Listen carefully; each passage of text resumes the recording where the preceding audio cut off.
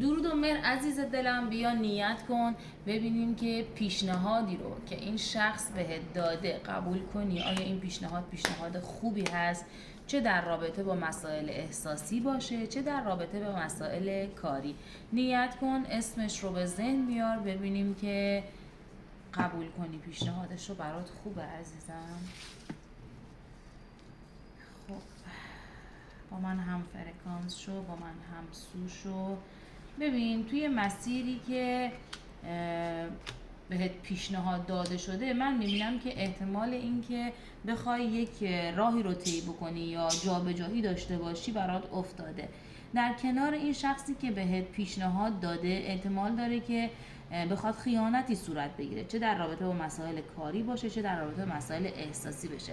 فعلا زمان مناسبی نمیبینم که پیشنهادش رو بخوای قبول بکنی. موقعیت های بهتری هم سر راهت هست، موقعیت های بهتری دور و برت هست، پس چشماتو وا کن تا بتونی موقعیت های بهتر رو ببینی و قبولشون بکنی. سختی های زیادی رو در سر راهت میبینم که اگه بخوای این پیشنهادی که بهت داده شده رو قبول کنی، چه مالی باشه چه کاری باشه چه احساسی، پس فعلا دست نگهدار. بهتری که صبوری کنی تا حالا پیشنهاد بعدی، یا اینکه چشماتو وا کن ببین پیشنهادایی که دیگه داره به سمتت میاد چیه. اگه اونا خوب بود اونا رو قبول کن. فعلا روی این برات صبر افتاده عزیز دلم. موفق بشی.